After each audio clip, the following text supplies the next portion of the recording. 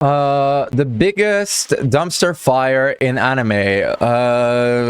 Leave a like and share the love to Gigok. It's awesome. Let's check this out. I'm actually really excited to know what the fuck. So yeah, let's check this out. Constant, please, Rachel. N. And another. T. And a third.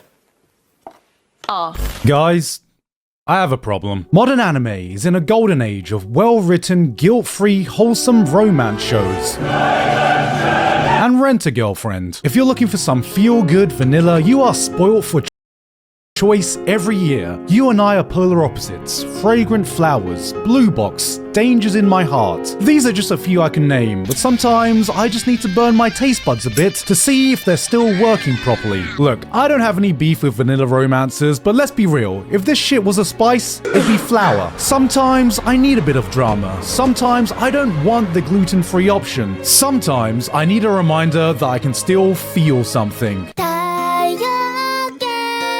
So anyway, I decided to munch on a Carolina Reaper. Scum's Wish was an anime that came out in the ancient time of 2017 and filled a hole that modern romance anime just hasn't been able to give me recently. So I thought it was about time the new generation of anime fans discovered what true spice was. This isn't a toxic romance, this is a nuclear wasteland of hormones pushing teenagers to commit a Rube Goldberg machine of self-destructive decisions that you are powerless to stop. This is the Citizen Kane of infidelity. There's a spider right there. It's a small spider. Like, I don't want to kill it. Like, hello. Okay, it's small enough. I'm probably not in danger. The only problem is that, like, I don't like to kill them. And she's too small for me to pick it up with like a tissue or something. So I guess we have like someone who will watch with us. It's actually just kind of weird because, like, can you fuck off though? Like, you'll fuck up eventually. Alright. It's breaking down bad. It's time to cuck. Forget the 100 girlfriends that really... Check this out. I don't know if you can see it.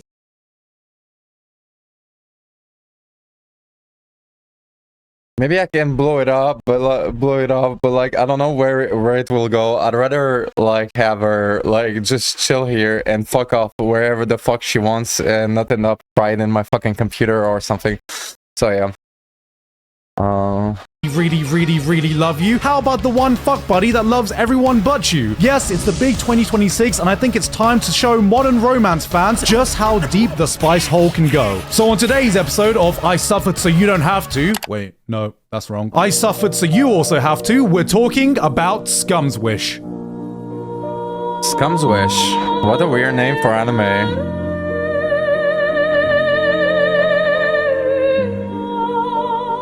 But you know who couldn't be further from Scum? Today's sponsor, ROG.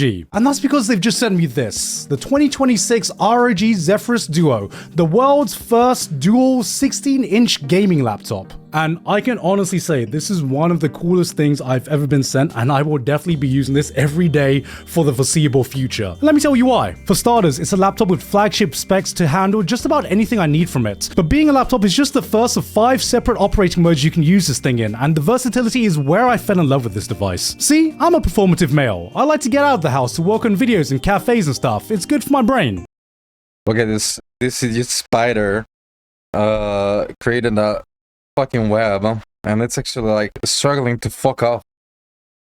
Okay, go. Oh my fucking god. So the spider tried to fucking like, instead of like going this path, she decided to go down, but there's the fan, so she was fucking struggling. But I was able to pick her up without like being sure like I don't kill her.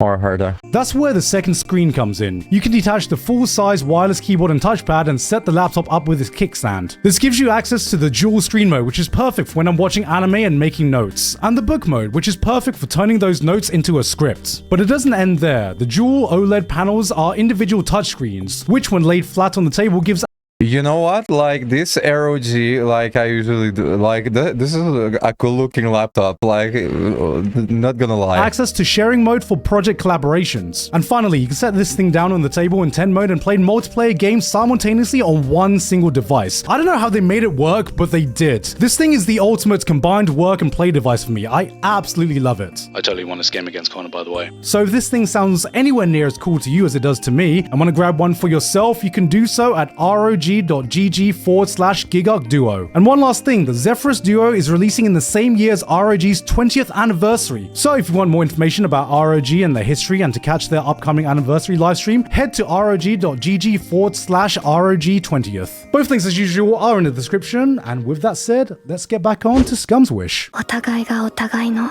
賭けが Yeah, Scum's Wish is really like a name that sounds like kind of vulgar by anime standard. It's kind of odd 愛 name. のある恋人 3 minutes.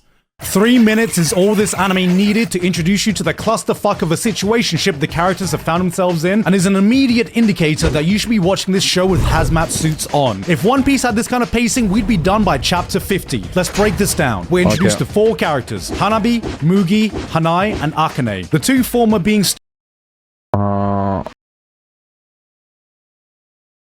students in a high school,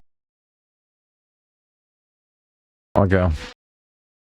and the latter being their teachers in that school. I'm sure you can see where this is going. Yes, Hanabi, our main character, is in love with Hanai, and Mugi is in love with Akane. A classic. Students fantasizing over their teachers. Who on earth would ever do that? Now, as we all know, relationships with a minor is a major offense in most countries around the world and mildly frowned upon within the manga industry. So to cope with the fact that they're in love with people they can't be with, they decide the healthiest option is just to date each other, openly using each other as an empty vessel for their lust like they're recovering addicts from Cucks Anonymous. That's the setup. And looking at this initial love square, you might think that this is just your standard toxic relationship chart. This doesn't seem too お anime. 兄ちゃんが赴任してくることは Wait a minute! Okay, now it's anime. This anime shows the lengths people will go to fill in that loneliness in their lives, as this is the starting point that just gives them the platform to continually make the worst possible decisions for their mental health. Because from here it becomes reminiscent to that robot orgy scene from Nier Automata. A bunch of the emotionless fuck? robots just fucking because they're attempting to imitate humanity. Every person is scum. Every action is self-destructive. So who are the suspects in this all-star lineup of cuckery? Well, let's start with...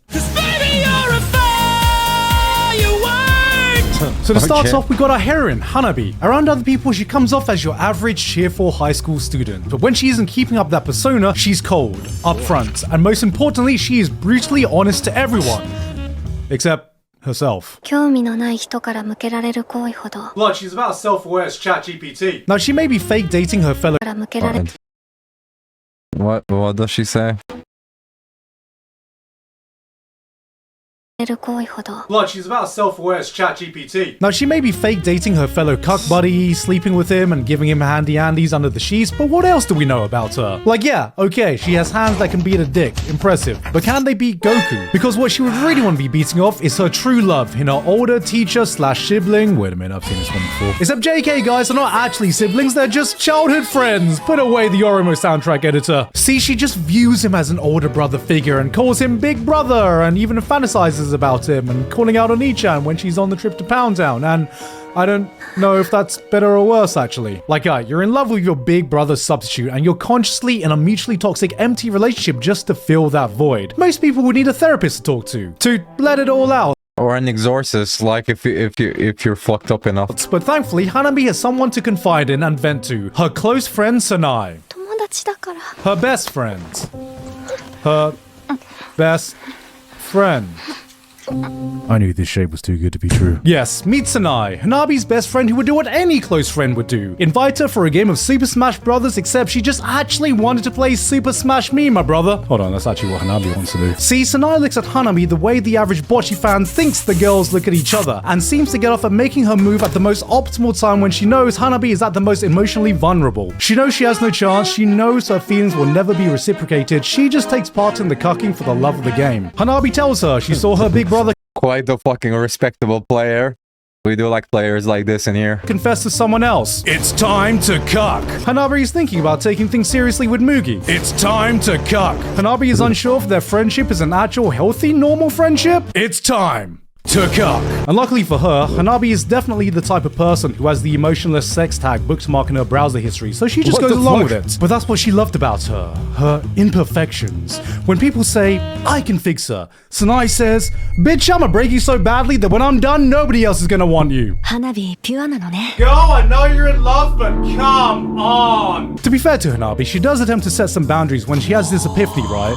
That maybe fucking your friend isn't the normal kind of friendship that people look for. 私取り返しのつかないことをしたんだ。 Oh my god, did I just realize that actions have consequences? She my keeps shipping freaking herself God. with her big brother, not knowing that the only thing she can successfully ship together is fuck around and find out. Like, alright, Hanabi, you slipped and fell and landed on your best friend's fingers. It can happen to the best of us. Once, twice, 5-ish times. The important thing is after realizing Yeah, it's only after the 15th time that you need to worry and actually ask yourself questions. you want to move on is that you can go back to being the same old good old chummy friends with Sanai, even though she's been completely transparent about how down bad she is for you. That seems reasonable, right? You know she's fine being the side hoe. 私と友達でいてふざけないで今さら友達ずらしてなんてできるわけないじゃない Oh shit, hold on. Did my girl actually grow a backbone? Is she actually gonna have some self-respect to not be the side hoe anymore? 分かった。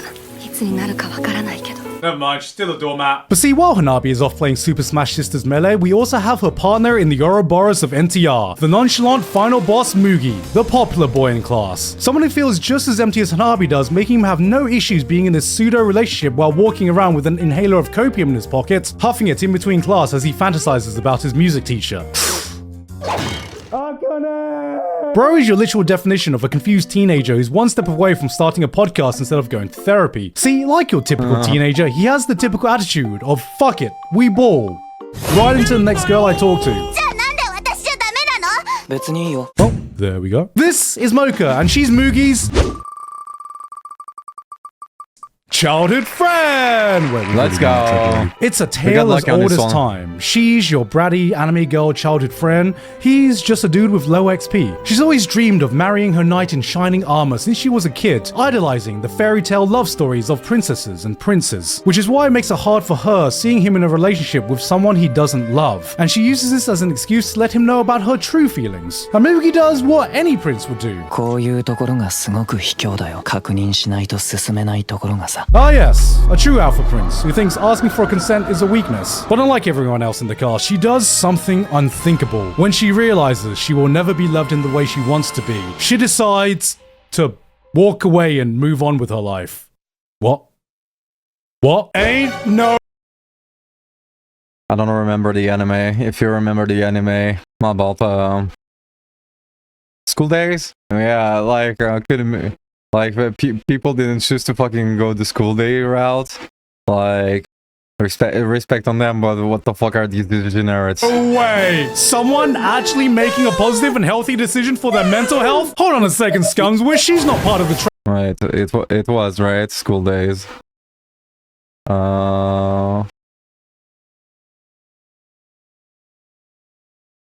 Yeah. If you- train wreck, she's just collateral damage. And of course, we have the objects of their unrequited love. The mythical school teacher, Akane. That's Miss Akane to you. The teacher every boy in class fantasizes about. But aside from that, she seems like a stand-up teacher. Nothing too special about her. I'm sure she's all sane on her end. And of course, we have the big bro substitute Kanai, who... You know what? Is actually one of the more normal characters in this show. I mean, just look at him. He's just a chill guy. Except he also has a crush on Akane, proving that lovers of older women never go away no matter how old you get. But aside from that, he's just a normal dude. I don't even know what he's doing in this show. 教師になれたことを一番に喜んでくれたであろう母は Oh, he even has a sad backstory. 長い髪だけやけに覚えている Damn. That's rough, man. そうちょうど Oh, fuck you. Okay, hold up a second. Can The you not? Oedipus complex is one of the strangest and most counterintuitive concepts Yeah, bro. Like on this one, it's like remember Oedip, like this one thing that like everyone read, but like steps What in the the fuck? whole of psychoanalysis. You know what? Screw Don't. it. This shape is fucked enough as it is. Let's add some more people to the mix. What do we got to lose anyway? Right, so there's this bozo. 早苗はさらに綺麗になった Ah, he's in love with Sanai. Great. Time to add him to the cuck chain. What's his quirk gonna be? Yeah, technically, like it's not like it's a go full circle. The Another dating childhood thing. friend? Older acquaintance maybe? たった一人のいとこ I'm not even shocked anymore. I'm actually just impressed it took until episode 8 for factual incest to show up. Is that his character arc? Just Sanai's cousin who has romantic feelings for her? Surely there's more than that. Nope, that's it. That's his official character description. Is there anyone bloody normal in this show? What the 方 fuck? 向が別になりヒロ君あっさり浮気諦めきれないあゆみちゃんそれでもいいからと自ら2番目志願 Jesus Christ, even the background characters are fucked. ああメイ欲求不満 Well, except this one, I guess. Moogie, you're up, lad. したいでしょ Does the Pope shit in the woods? Yeah, this is May. She's the girl Moogie lost his virginity to, and the mad lad still has her on booty call speed dial. You can go here. And then out of nowhere, we got this guy. I don't even remember his name, but something about him just screams, yes, I'm that character in every NTR doujinshi you've seen. Like for real, bro just looked like he walked out of a season of Love Island. ってそればっかですかやりたいばっかで頭いっぱいですかそうだけどだって男だもん See, Hanabi, you can learn quite a lot from a man like this. He's the only motherfucker in this entire show who's actually honest about his feelings. We first see him at the end of episode 4, getting a bit This is actually like, if it's true, if it's actually a good point. too familiar with Akane. But that raises the question, what is Akane doing with this bozo? Isn't she just another bystander in all this?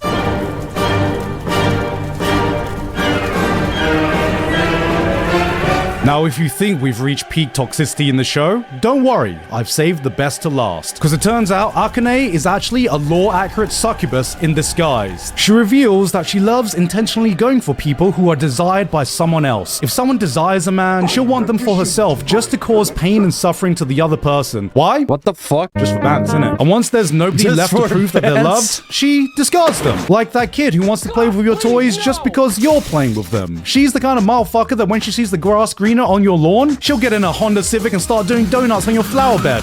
Why? 求められるのって気持ちいいじゃない Just for bands, innit? You know that saying, if something seems too good to be true, it probably is? Well, Fucking opcore, mate. here's the perfect example. She's beautiful, kind, wears simple makeup and smells like shampoo. She's also the kind of woman you'd expect to see on the poster of a serial killer documentary. Only Yes. she'd never actually need to kill anyone because by the time she's done with someone, they just want to kill themselves. And you know what hurts the most? You bozos in the comment are still gonna type wood. And unfortunately for Hanabi, she sees through Akane's facade, calls her out for what she is, and Akane responds in kind by flirting with Kanai, purposefully leading him on only because she knows Hanabi has a crush on him and she's getting off seeing her in pain. And then in some light Yagami 3000 elo chess move, she calls Hanabi in for a meeting just so she can walk in on Kanai confessing to her. And if that wasn't enough of a slam dunk, just for full measure, she engages with the battle of the balls deep with him just to fuck with Hanabi. Girl, you're a grown-ass woman. Why are you beefing with a teenager? She is Johann Liebert if Johann's master plan was about mind-breaking teenage girls. Honestly, at this point, I'm just impressed. This woman is going places.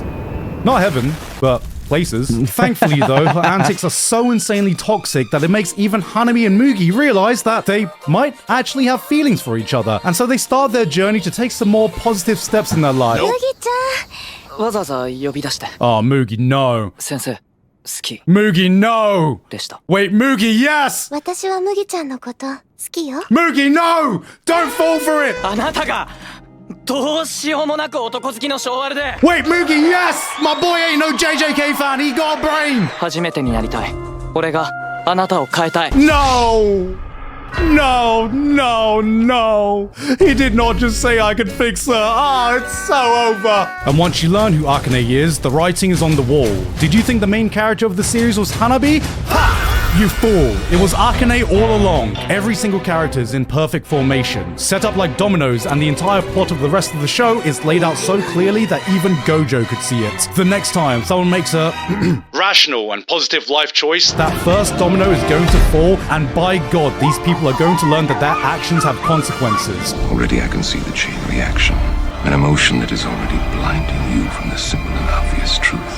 She is going to Fuck. and there is nothing you can do to stop it. A Rube Goldberg machine of trauma fucking has been set into motion and will not stop until every last tile is lying down in a broken pile of depression and bodily fluids. As a viewer, you notice the episodes just keep playing and you're powerless to tab out. Then, it hits you. You look around and there you are, locked in, strapped down in your cut chair right next to them. Every single time two characters hook up, at least one of the characters get hurt, who in turn slams into the nearest warm body for comfort and repeats the cycle. It's a chain reaction. Isaac Newton is looking down at you with a smile, knowing that his third law of motion is an infallible truth. There is no end to the suffering, like a human centipede of generational trauma that will single-handedly feed the families of every therapist in the prefecture until their bloodlines die out. The end of the series is in sight, and you're there, mouth agape, tears in your eyes, fully erect, just dreading to see how it all concludes. Where's this all going? Where's it all leading to? What kind of ending is going to be— Akane-san, 結婚してください. Yeah, okay, bro really thinks this is going to end well. いいけど Wait, what? 私ね No. 結婚するの We're not doing this. No. 試してみようと思う No. ひどいやつって思う Yes! 思うけど責めないですよ。 You don't blame her? Why don't you blame her? 茜さん、俺はずっと No! あなたを変えたいと We're 思って not た。 doing this! でも、 No! そんなの間違いだったんだ。 No! 終わってしまう前のあなたが。 Why are you saying she's fine just the way she is? 式来てくれるかな? Ain't no way! What the fuck? What? 行くよ What is happening right now? No way, they're actually just dropping everything and full setting it on. Fuck it, give Akane a happy ending. She slept with half the boys in the fucking classroom. They shouldn't be clapping and congratulating. They should be collaborating on a Google document that rivals the Epstein files. And now you're being nice to Hanabi all of a sudden? ごめん。 Oh, thank God. Someone's actually apologetic for what they've done. 謝んなバカ What do you mean, don't be sorry? That's it? That's the ending? Fuck around and find forgiveness? If this were a dojin, you would have all ended up pregnant, Fuck around and find forgiveness. What the fuck? dead, or addicted to heroin by the end. Isaac Newton, I'm so sorry. I just...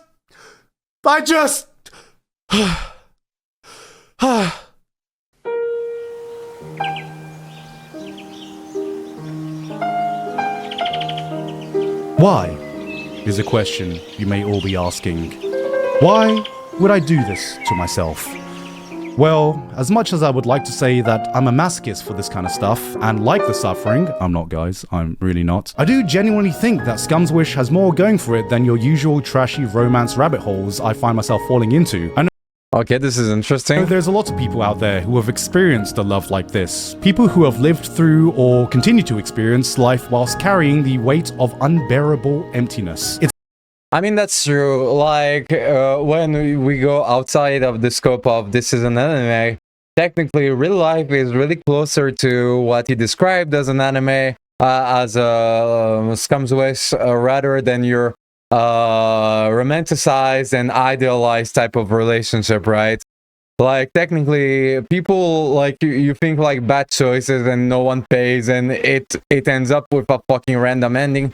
It does not exactly always, but, like, this is closer to reality, technically, than your romanticized, idealistic, just, like, beautiful message of a romance that, like, basically people do not live anyway. It's an all-consuming void. You can't truly love someone else until you learn to love yourself. And in the absence of love for oneself comes phases of self-destruction. It's an ugly truth to an ugly reality, and Scum's Wish never sugarcoats it one bit. These people aren't making rational decisions. In some cases, they're blinded by emotions they don't understand, and yeah, and that's the thing, where it's like in romance anime, but also like, let's say in K-drama, right? Well, these type of emotions are like, people are more like, are less capable than we give ourselves the credit to. I don't know. And technically, I believe that like the badly written type of like romance and slice of life type of anime represents a far more like closer depiction of what the fuck is going on in our lives, right? Like, you usually, like you said, you usually don't fucking control your feelings. People are kind of lost and they don't know exactly what's going on. And people act irrationally all the time. in all others, they're simply seeking sweet, peaceful oblivion. It shows how suffocating the fear of loneliness can be and the lengths people will go to avoid it. Do you come out of the show feeling good and fulfilled? You know, the main reason a lot of people watch romance anime? 私、麦とちゃんと付き合うことにしたから。だから何？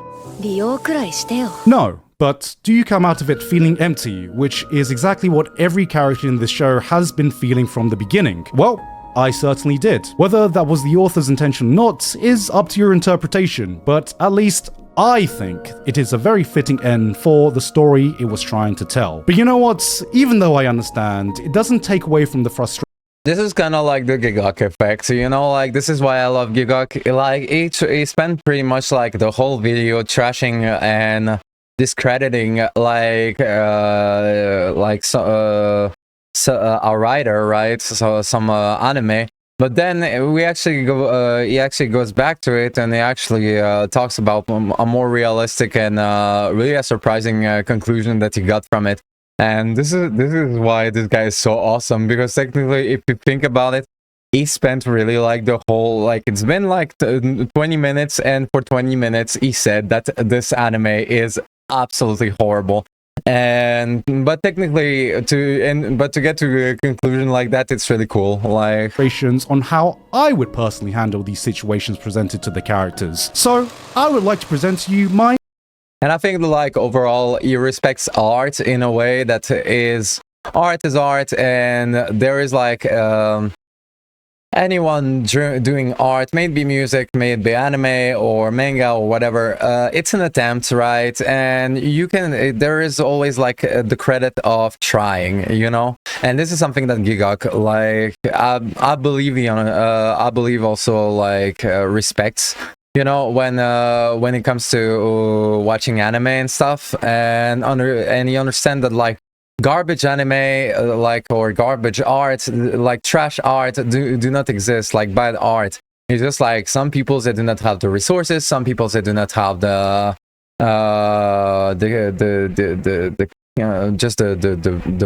power to make it better or stuff like that.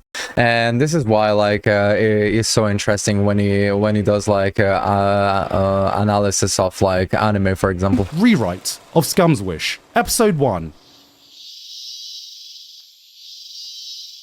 Hey, so I've been seeing a therapist recently. Oh damn, me too! Yeah, pretty much. Don't forget to leave a like and subscribe to Gigok. This guy is a legend. Like, share the love.